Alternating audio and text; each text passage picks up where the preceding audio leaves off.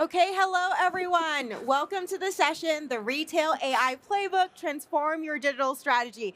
Thank you all for coming to the session. I heard it is the final one, the final time slot of connection, so really appreciate you being here. Hope you had a great event.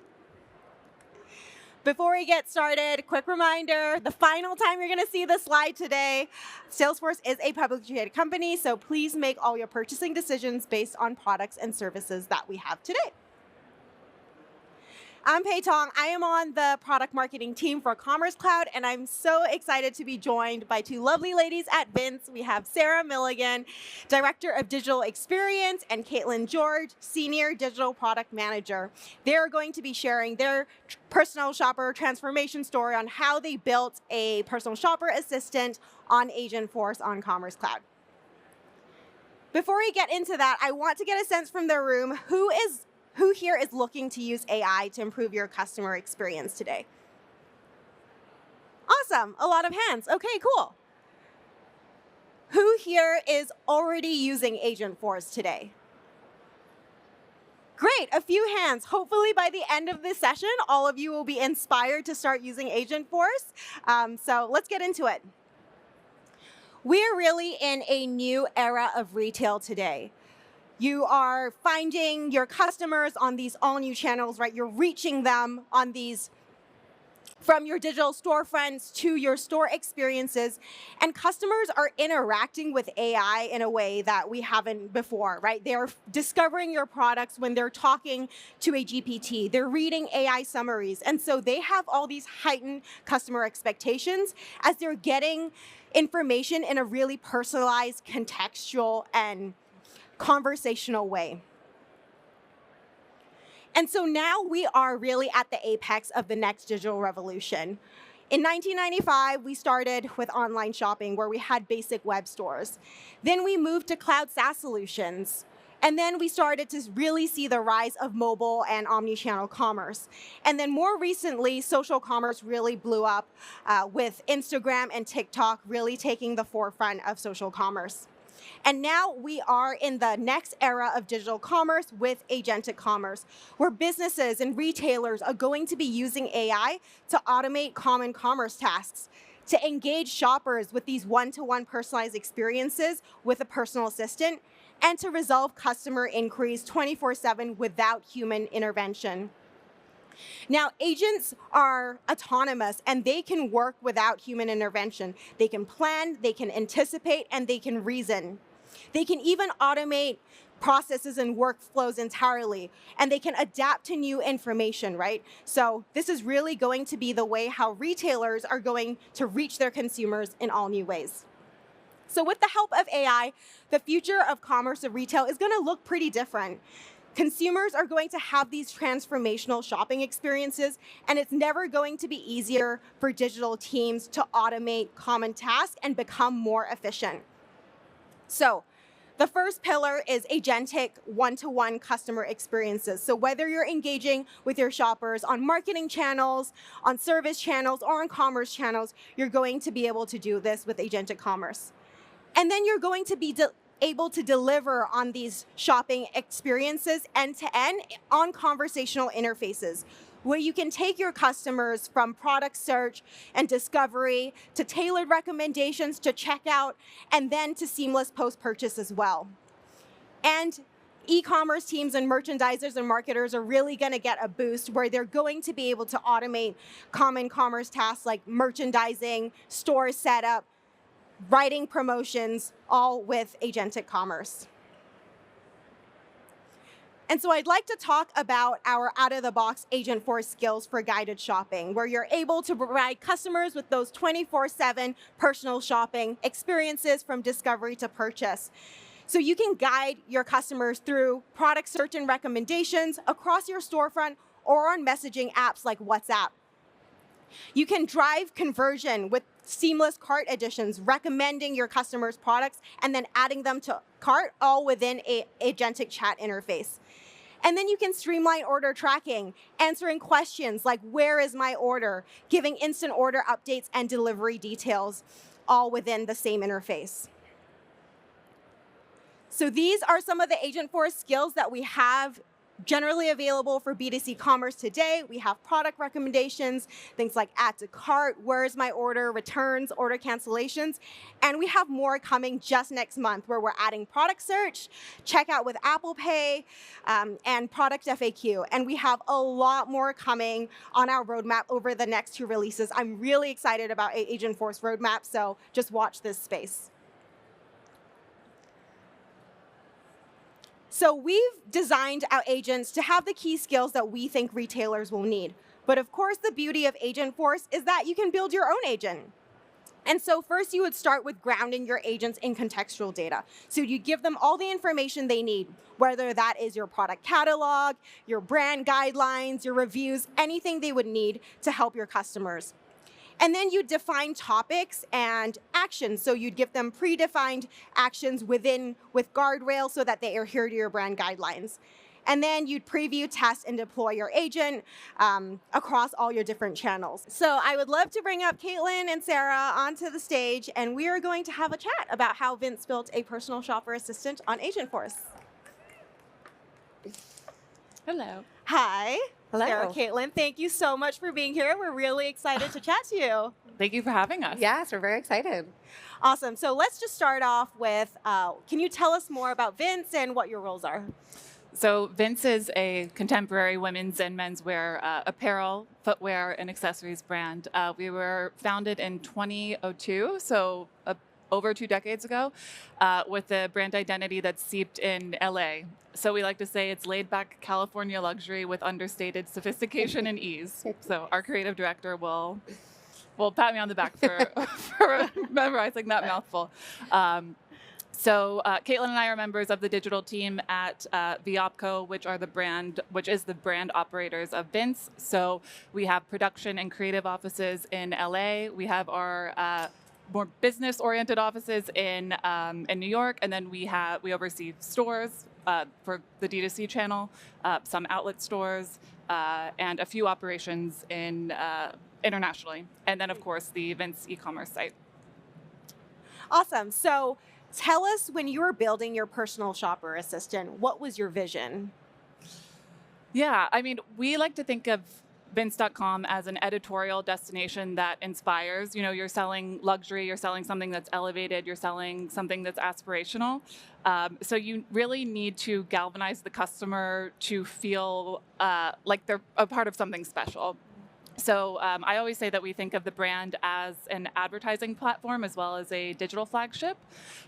So again, what we want to do is inspire, we want to editorialize, we want to present super succinct campaign messaging, make sure that it's resonant and effective with our customers. We're also a design-driven brand, so we produce 4 collections a year for both men and women. So we have to be very curated with how we speak to customers. We have to make sure, again, that it's culturally resonant, seasonally relevant, right? Yeah. And again, that ultimately we're driving full price selling and conversion. Right. Yeah. So what were some of the challenges that you were looking to solve with AI to build this vision that you just talked about? Yeah, I think, again, just the classic problem with luxury online is you need to find a way to interpret or parlay the emotional experience that the customer gets in store with the product that feels like very visceral, it's very emotional, you're touching the product, again, it's aspirational. Yeah. So finding a way to basically interpret that experience in the digital space, and that's just a classic problem with all luxury apparel jewelers, anyone in the retail space. So we wanted to bridge that gap between the emotion that you get experiencing the product, trying it on in stores, and conveying that to an online audience. Right, of course. Yeah. So tell us about the process of designing a shopper agent. What did that look like for you?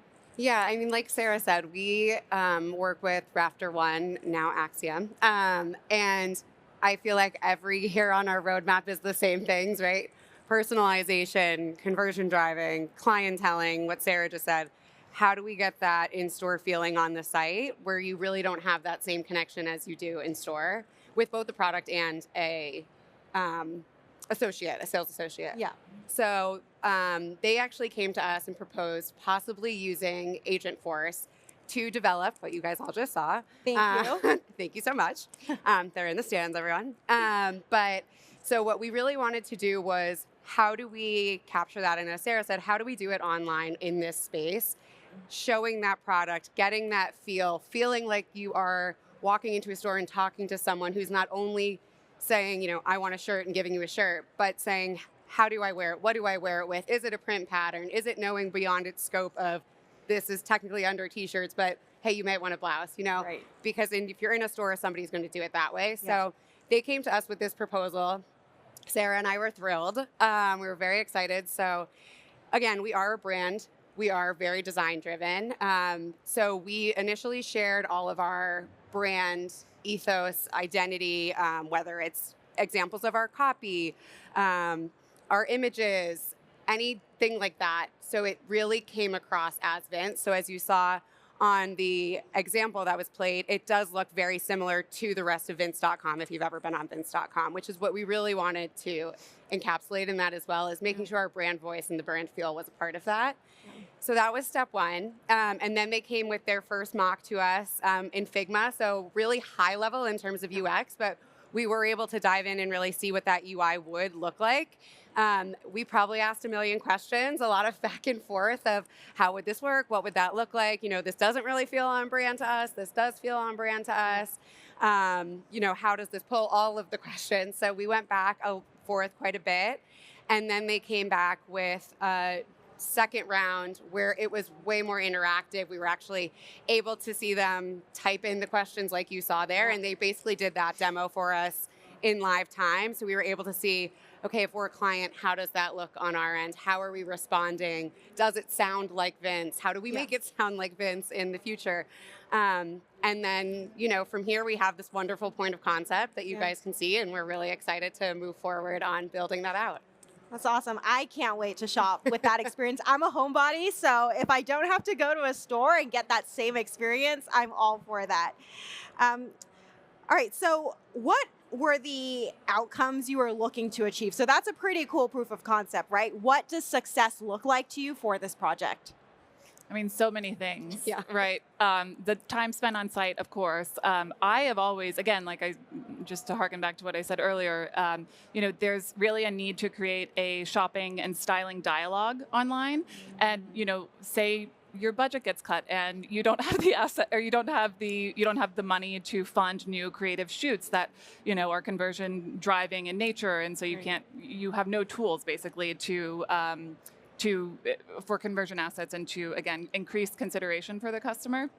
So this, again, just kind of came out of thin air, like really a miracle, where, again, it's encouraging that shopping and styling dialogue, because we've struggled as a brand. And again, I think everybody in retail can relate to this, but struggled to, have that sort of voice of the brand, voice of who we are and how we want you to show up in our clothes come through in the digital space. And, this is obviously self-referential.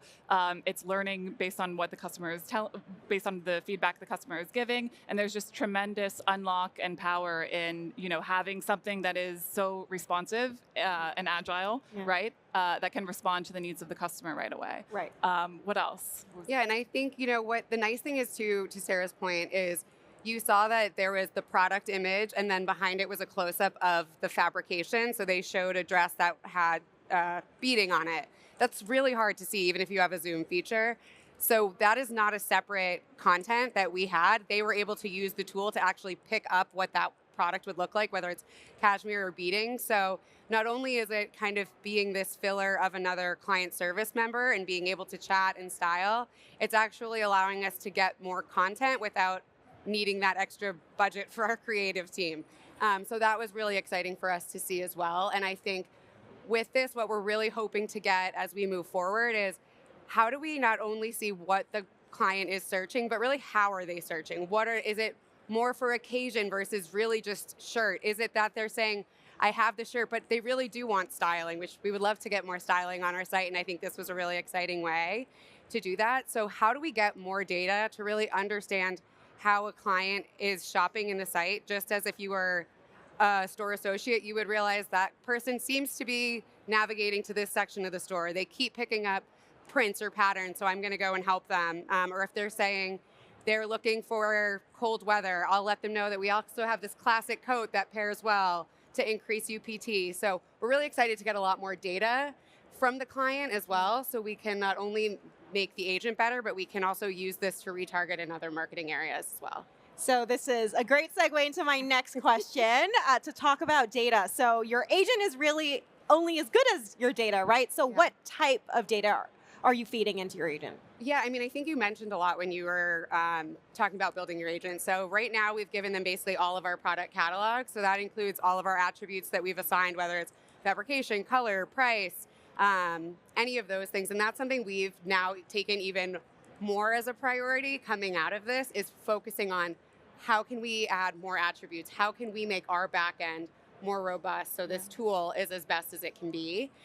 So, we hope that even as we go forward outside of just this product details, like I just said, how do we get more client detail? Is it, can we have a customer API that then we can see where are they from? What else have they purchased? What is their normal size?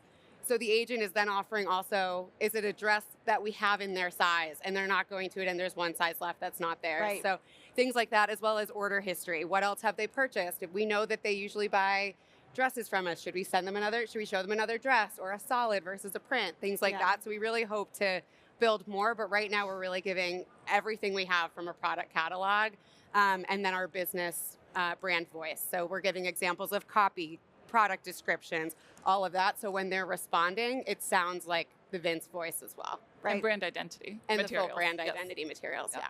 Awesome. So this is really cool. What is the next step in your Agentforce journey?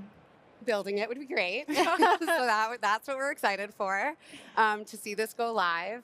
And then I think those next pieces with data, I think that's a huge piece of it. I think just being here, even from a couple weeks ago when I was at Agentforce in New York, you're seeing how fast this is moving. So, I think, Sarah and I know that this is going to be an ever evolving thing. It will never just be a set it and forget it. The agent is learning. We're learning. Yeah. We're building. We're hoping to get more information from our customers about the orders of how they shop. And hopefully we can share that with our marketing team to retarget, our stores team to see if, we're seeing a lot of people online look for things like that. Are you seeing that there? And really bring in this D2C feeling digitally that we really haven't been able to do before. I really love that. So the information you're collecting on your commerce channel is going to make all your other teams better and more effective. We call it retail media, so that everybody can use it. So I love that. I love that. All right. So as we wrap up, do you have any takeaways for the audience, for those who are looking to leverage Agentforce for the first time? Any tips? I would say keep an open mind. I mean, we went into it really not having used anything like this before. We're really excited to, but I think, we first went in it and they will tell you, we were like, can we do this? Can we do this? Can we do this? And they're like, okay, you're on phase 5, So I think crawl, walk, run is very important. We have a small team, so I think you can do a lot and it's hard not to try to go head first, but I think we've really done a good job of taking this step by step with the help of our team and really understanding, okay, we'll start with our product data and next step can be this. So really, I would say crawl, walk, run when it comes to it. That is great advice. Thank you so much for sharing your story. It was great to really hear how you're building this personal shopper assistant. And I'll leave the audience with this. If you want to learn more about Commerce Agentforce, give this QR code a scan. We have a guide for you. And that wraps it up. Thank you so much. Enjoy the end of connection. Safe travels home. And thank you again so much. Thank you. Thank you, Kay.